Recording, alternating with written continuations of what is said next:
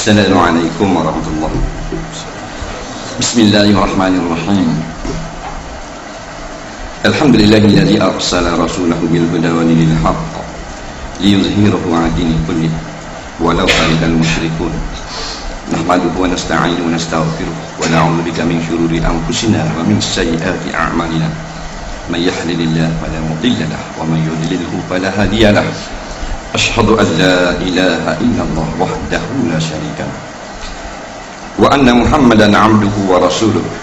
Allahumma shalli wa sallim ala habibina wa syafi'ina wa zuhrina wa maulana wa qudwatina wa uswatina Sayyidina Muhammadin wa ala alihi wa sahbihi ajma'in. Amma ba'du. Yang dihormati Tuan Pengerusi, khususnya ahli jawatan kuasa, penganjur, para imam, para bilal, para ustaz, pejuang-pejuang Islam, muslimin dan muslimat sekalian, sama-sama kita panjatkan syukur ke hadratillah subhanahu wa ta'ala. Dengan limpah dan kurnianya kita dapat mengadakan muktamar besar kali yang ke-56 di Putik ni. Ni pun saya kali pertama sapa ke Putik. Tadi sapa ke belakang makan bola sat. Sapa patah sabok musik ketang kali. Kata kok mana pula kau lama kau gelap. Berhenti tanya orang jual kau pisang epok, jalan epok kau mana. Dia tunjuk, oh tak ke dalam hutang pulak.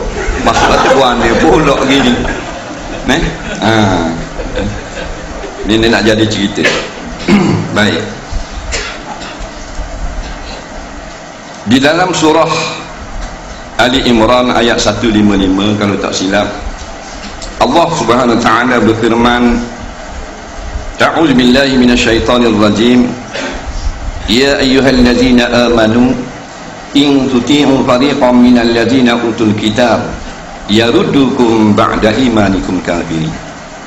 Wa kaifa takfuruna wa kaifa takfuru wa antum tutla 'alaikum ayatullah wa fiikum rasuluh wa may ya'tasim billahi faqad hudiya ila siratim mustaqim.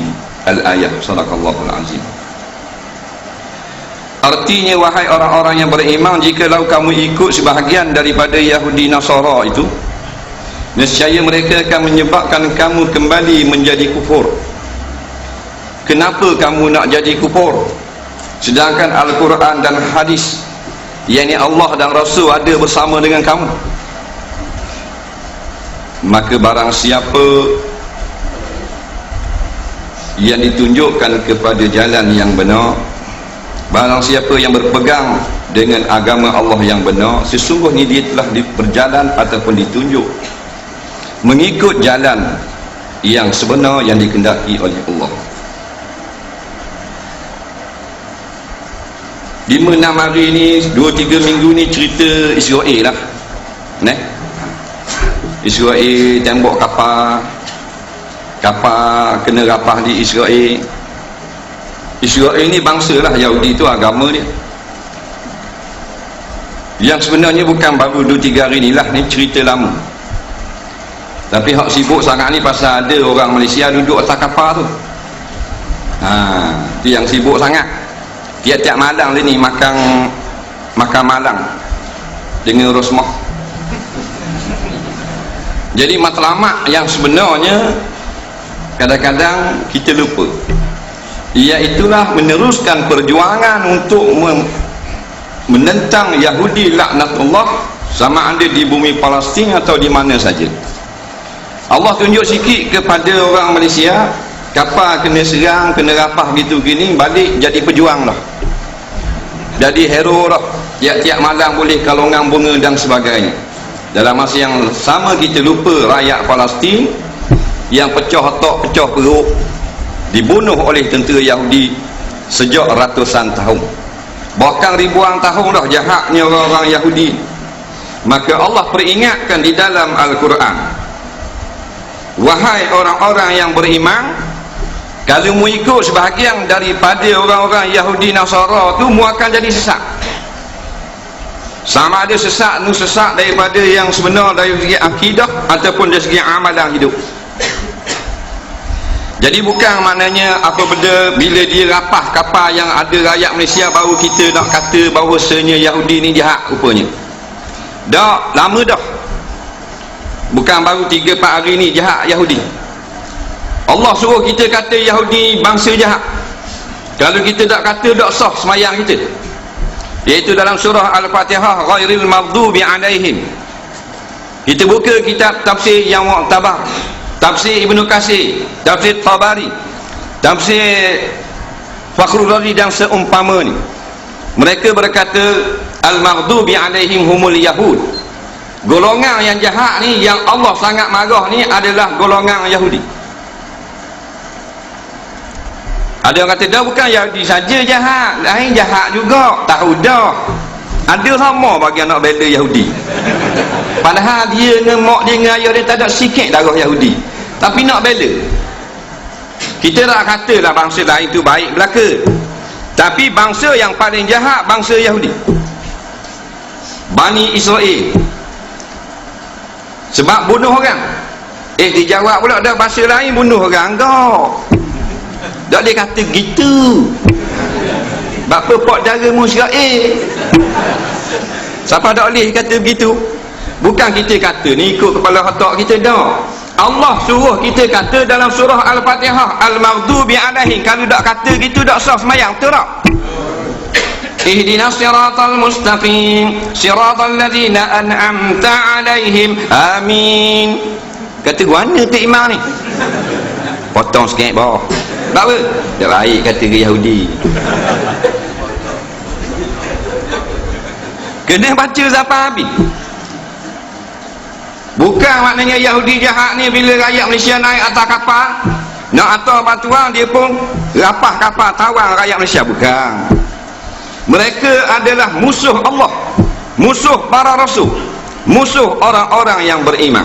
In tuti'u fariqan minal ladzina utul kitab, kalau mu ikut pokok ni yaruddukum ba'da imanikum kafirin, kamu yang Islam akan jadi sesat. Bukan Yahudi Israel saja, iaitu cara hidup Yahudi pun kalau kita ikut jadi sesat.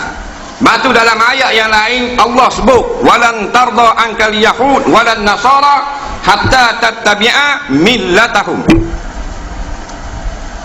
Tidak akan reda Yahudi Nasara melainkan kamu ikut millah.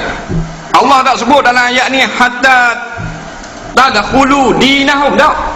Allah kata sampai kamu mengikut akan millah. Millah ni cara hidup. Tak masuk Yahudi, tak apa dah, ikut passion Yahudi. Orang Yahudi lagu mana? Orang Yahudi dia pandai pada Nabi ni. Kalau Nabi kata gini, dia kata jangan boleh buat gini, hak moleknya gini. Lebih kurang dengan Melayu lah. Allah kata kena hukum potong tangan pencuri, dia kata itu zaman dulu. Leni kita kena kaji dulu. Ambung mu pandai pada Tuhan. Kita kata tak ni sunnah Nabi kena buat. Dia kata tahu dah sunnah Nabi tu hak cerita lama, ni zaman bila? Ni 2010. Bila kita ajak kepada perkara kebenaran, dia kata barang lama. Bila kita ajak kepada Quran, dia kata cerita lama. Dah percaya tak Quran? Percaya abah. Percaya pula jadi kluk-klik gitu. Dah kena buat ni, tahu dah hukum ni kita kena kaji dulu pula dah. Ada seorang ustazah yang dia berpangkat PhD. Tak tahu hak mana seorang universiti bodoh PhD ke dia. Dia kata tak perlu kita berkeras. Nampak? Nak mengenakan hukum hudud ke atas orang yang melakukan jenayah. Islam tak paksa kita buat. Kita ada alternatif, iaitu kita berhikmah, iaitu kita tidak kenakan hukuman, kita nasihat mereka dengan cara baik. InsyaAllah mereka akan jadi baik. Kita kata betul, kalau gitu caranya alhamdulillah, memang tepat sekali. Tetapi dalam masa yang sama mereka mengenakan hukuman ciptaan manusia ke atas penjenayah. Berapa hukuman tu tak buat?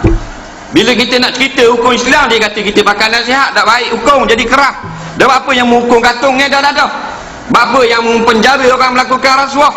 Berapa mudah nasihat saja. Siapa penuh J hak 1,200 orang buat, siapa 1,007 J